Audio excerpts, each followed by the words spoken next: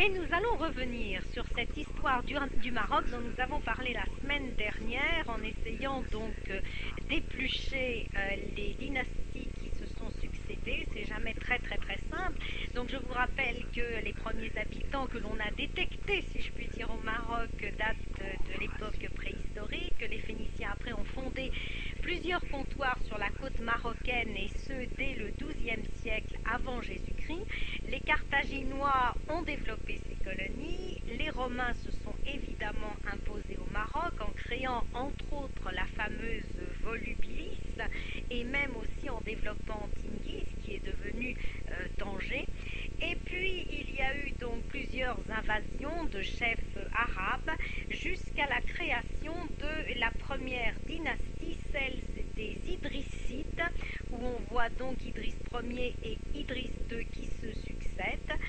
Une nouvelle période, on va dire, de rivalité entre les chefs arabes jusqu'à l'installation des Almoravides qui n'ont rien à voir avec les Idrissites, qui sont en fait des chameliers à l'époque et qui sont des chameliers originaires du Sénégal qui s'emparent en tous les cas du Maroc, et le premier d'entre eux, le roi Youssef, fonde Marrakech en 1062. Il va faire de ce camp de base, de ce camp militaire, sa capitale. Alors, avec ces Almoravides, eh bien, le Maroc va se développer, il va y avoir de nombreuses constructions nouvelles. Malheureusement, les luttes vont reprendre à la fin de leur règne et durant celle donc des descendants qui vont essayer de résister, de reprendre le trône. Malheureusement, tous les Almoravides vont disparaître en laissant la place aux Almohades, et ce en 1146.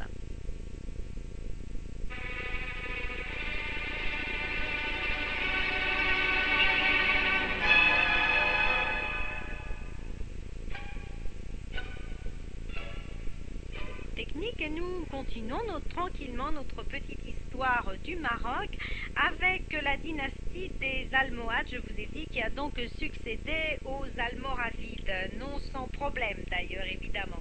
Alors c'est donc il y a eu un réformateur bien sûr, comme souvent quand il y a création d'une dynastie.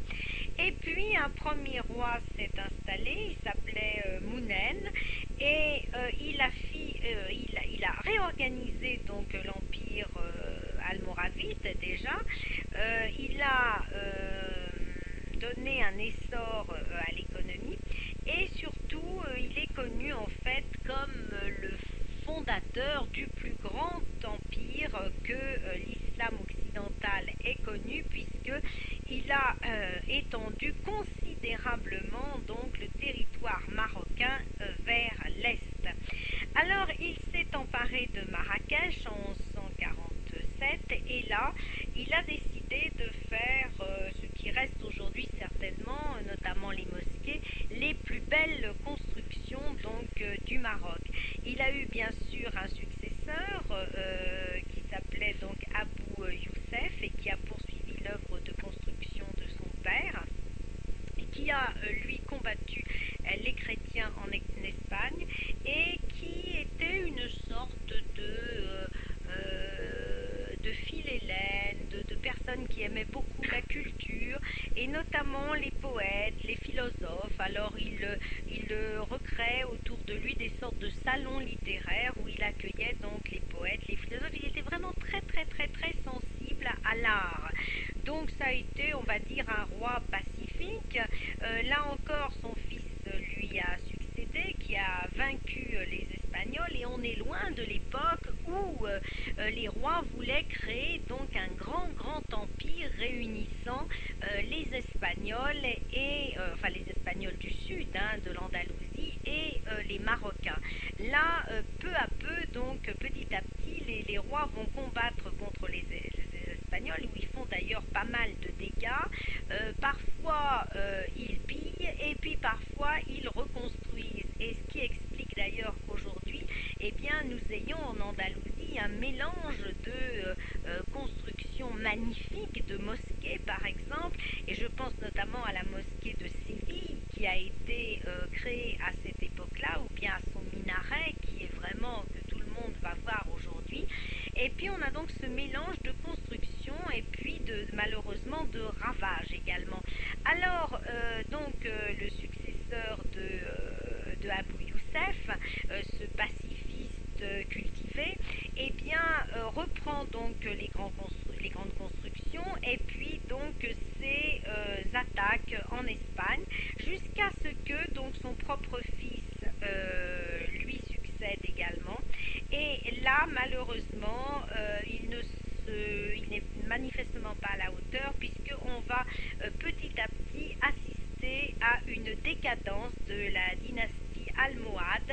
Mais quoi qu'il en soit, vu les constructions qui ont été faites et vu l'attirance pour l'art et la culture de ces rois, qui reste quand même dans l'histoire du Maroc l'une des principales dynasties.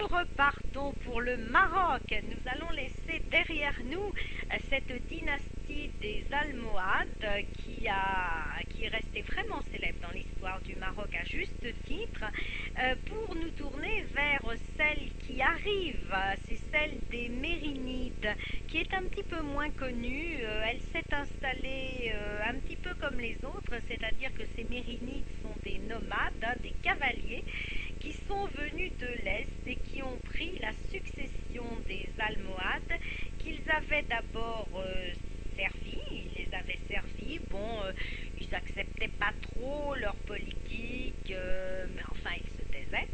Et jusqu'à ce qu'ils se soient donc révoltés en sentant le bon moment pour s'imposer. Alors, le premier roi de cette dynastie des Mérinides va régner de 1269 à 1286. Il s'appelle Abou Yacoub et il a été reconnu d'ailleurs par le peuple sans aucun problème. Il a fondé quelques villes, il a aménagé Fès et son fils a étendu la puissance des Mérinides encore vers l'est. Alors là, le Maroc devenait un pays absolument gigantesque.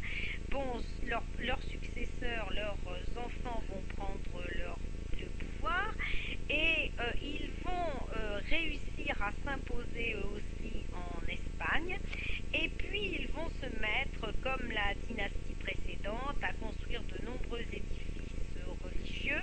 Beaucoup de mosquées également datent de cette époque, c'est un petit peu leur gloire d'ailleurs, jusqu'à ce que donc Abou Iman prenne le pouvoir en 1349 et que lui mène une politique un petit peu plus dure, on va dire, envers ceux qui menacent son empire. Alors il n'empêche que la dynastie mérinide ne va pas, elle non plus, se poursuivre si longtemps que ça. Elle va se prolonger jusqu'à la régence du roi suivant.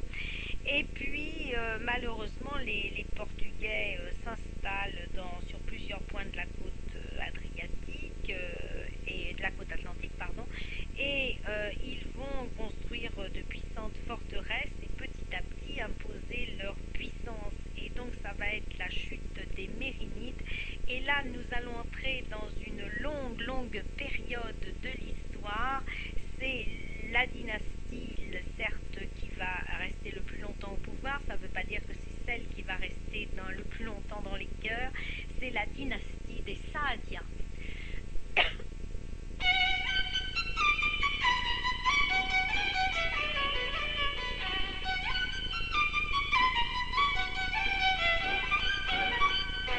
Parlons donc de l'histoire de ce Maroc.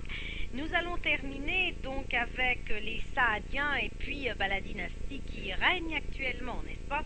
Alors, je vous disais que les Mérinides ont tout fait pour rester au pouvoir. Malheureusement, ils n'y sont pas parvenus. C'est les Saadiens qui leur ont succédé succédé. Et là encore, bon, il fallait évidemment l'emporter sur les Portugais qui s'étaient installés et qui étaient de plus en plus menaçants. Et bien, ce sont les Saadiens qui vont réussir à reprendre Agadir aux Portugais. Et puis, ils commencèrent eux aussi à embellir le Maroc. Ils firent de nouveau de Marrakech leur capitale. Ils construisirent de nombreux monuments et surtout, une chose nouvelle, en fait, ils réussirent à créer des relations diplomatiques avec les pays d'Europe et notamment beaucoup avec la France et l'Angleterre. Et on s'en rend compte quand on va au Maroc, puisque d'abord tous les Marocains parlent français et ils sont très très attirés par la France et l'Angleterre. Et étant donné qu'il y a des problèmes d'emploi là-bas, vous allez me dire il y en a chez nous aussi, mais évidemment ils espèrent tous trouver un job chez nous. Alors cette dynastie des Saadiens, eh bien, elle est composée donc de plusieurs rois évidemment qui tous ont embelli les jardins, les palais, etc. Et la dynastie a continué jusqu'à ce qu'il y ait de nouveau des luttes intestines au Maroc, ce qui a permis à la dynastie des Alouites de s'installer. Et la dynastie des Alouites, ben vous le savez, elle règne encore aujourd'hui au Maroc. Alors là, il y a eu plusieurs rois qui se sont également succédés. Tous ont dans l'esprit d'agrandir les villes, de donner au Maroc un essor économique, de favoriser les relations commerciales et diplomatiques avec l'étranger. Et là, véritablement, on voit se créer des alliances avec le Portugal, avec l'Espagne, avec les Pays-Bas, l'Angleterre, la France toujours, bien sûr. Donc, une grande ouverture, on va dire, sur le monde.